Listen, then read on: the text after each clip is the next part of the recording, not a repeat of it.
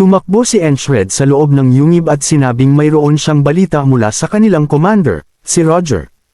Alam niya na Roger ang pangalan ng commander ng kaaway, dahil minsan itong nabanggit ni Recha sa harap niya. Sinabi nito kung paanong hindi maayos ang trabaho ni Kapitan Roger. Iniisip ni Enshred na madilim sa yungib, kaya mahihirapan ang kaaway na makita ang kanyang mukha at kasuotan. Sumigaw si Enshred ng mga walang kabuluhang bagay, sinasabing may mga halimaw sa lungsod. Nagtanong ang mga mamamana kung ano ang ibig niyang sabihin doon. Ano ba talaga ang sinabi sa kanya ni Commander Roger? Iniisip ni Enshred na naniniwala ang mga Hangal na ito na isa siya sa kanila dahil alam niya ang pangalan ng kanilang commander. Gayunpaman, malalaman din nila na hindi siya isa sa kanila kapag lumapit na siya sa kanila. Sumeryoso si Enshred at naghanda para patayin ang sundalo. Tiniyak niya ang isa at iniisip na sa oras na malaman nila kung sino siya, huli na ang lahat. Nagulat ang mga mamamana at sinabing hindi siya isa sa kanila.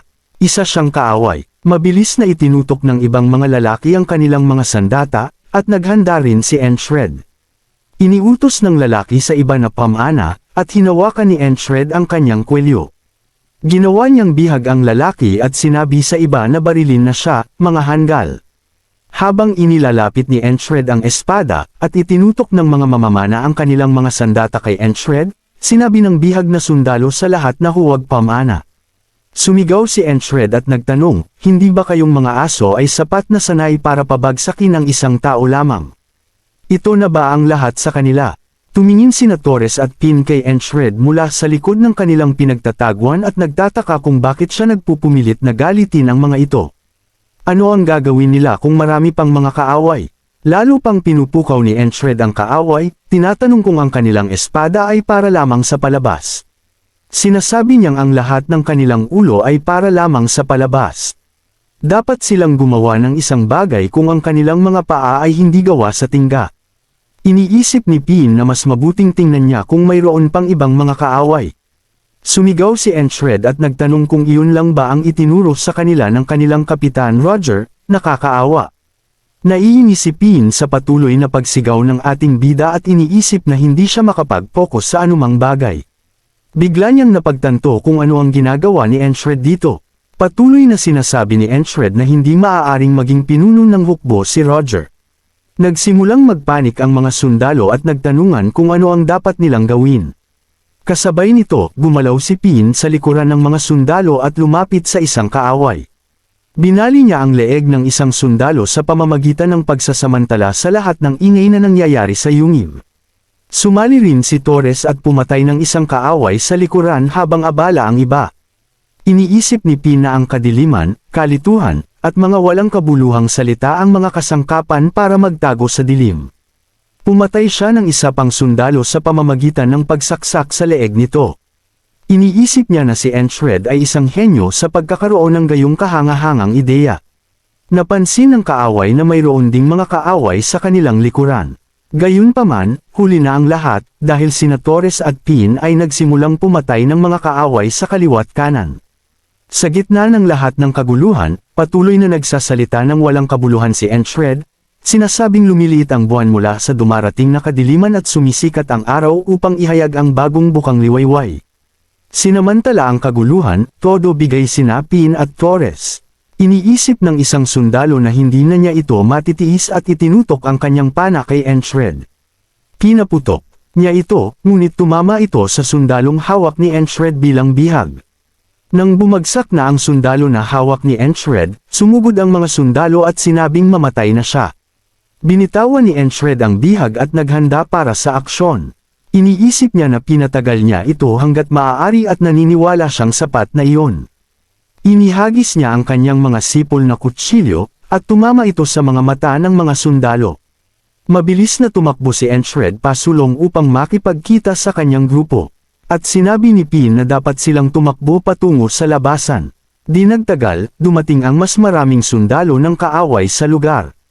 Lumingon si Enshred at iniisip na narito na sila, ang pangunahing puwersa ng Greyhounds ni Roger.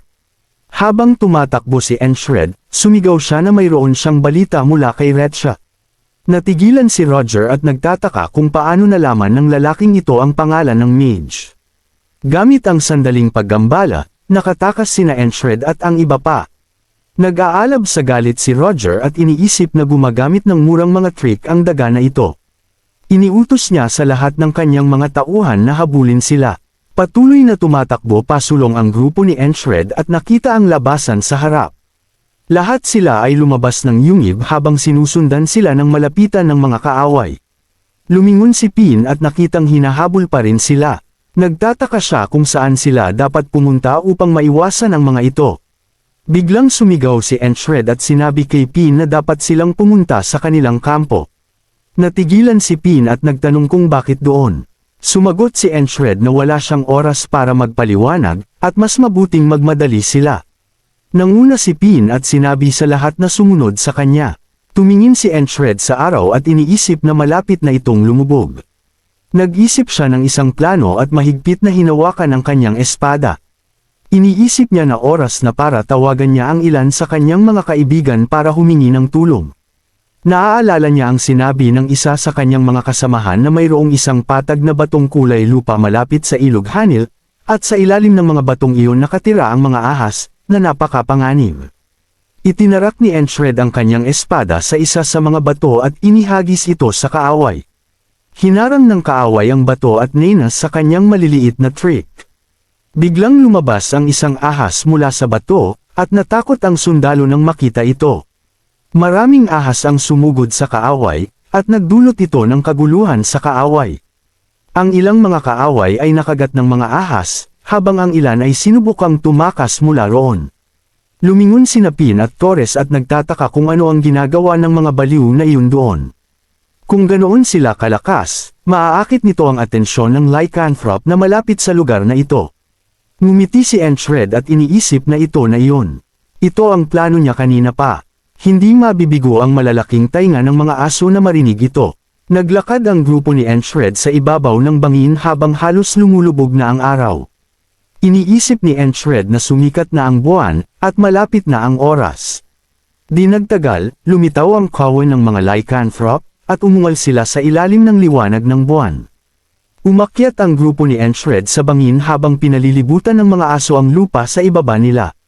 Iniisip ni Enshred na walang pakialam ang mga halimaw na ito kung ano ang nasa harap nila, at gusto lamang nila ng laman at dugo. Habang sumusulong ang grupo ni Enshred, sinabi ni Enshred kina Pin at Torres na tumabi. Nagtanong si Pin kung ano ang sinasabi niya. Nagtanong si Torres kung sinasabi niya bang iwan nila siya doon. Sumali rin si Pin at nagtanong kung saan sila pupunta kung wala siya. Sinabi ni Enshred sa kanila na umalis na lang. Mayroon siyang plano, at makakasagabal lamang sila kung mananatili sila dito. Sumang-ayon sina Pin at Torres dito at mabilis na tumabi, at humarap ang ating bida sa kaaway. Sinabi ni Roger na naghihiwalay sila. Iniutos niya sa isang batalyon ng kanyang mga tauhan na habulin ang dalawang sundalong iyon. Itinutok ng mga sundalo ang kanilang sibat kay Enshred, at nakarating siya sa dulo ng bangin. Iniisip ni Enshred na ang mga greyhound at ang mga lobo ay nasa isang lugar. Ngayon, mapag-aaway niya sila hanggang sa huli. Huminga siya ng malalim at iniisip na ito ang isang mahalagang punto. Kailangan niyang i-focus sa kanya ang mga kaaway, upang hindi nila habulin sina Pin at Torres. Para doon, kailangan niyang magpakawala ng matinding killing intent, napakatindi na hindi sila makapag-focus sa anumang bagay. Pagkatapos ay pinakawala ni Enshred ang kanyang killing intent, at napansin ito ni Kapitan Roger. Napansin din ng mga aso sa ibaba ng bangin ang killing intent ni Enshred. At iniisip ni Roger na mapanganib ang lalaking ito, at dapat patayin kaagad. Iniutos niya sa kanyang mga tauhan na bumalik at unahin siyang targetan. Kasabay nito, nagsimulang umakyat sa bangin ang mga lobo habang si Enshred ay nasa dulo nito. Di nagtagal, tumalon ang mga lobo mula sa likuran ni Enshred, at mabilis na napansin ng ating bida na narito na sila. Mabilis niyang iniwasan ang atake ng mga lobo, at tumama ang atake sa isa sa mga sundalo. Iniisip ni Enshred na hindi na mahalaga kung kaibigan o kaaway, dahil kaguluhan lamang ang susunod. Nagsimulang sumugod ang mga aso sa hanay ng mga spearman, nagpapatayan sa proseso. At tumayo ang ating bida sa tabi, nasasaksihan ang kanyang napakatalinong plano na nangyayari. Maraming salamat sa panunood at ito na rin ang latest chapter ng manhwa na ito mga lods.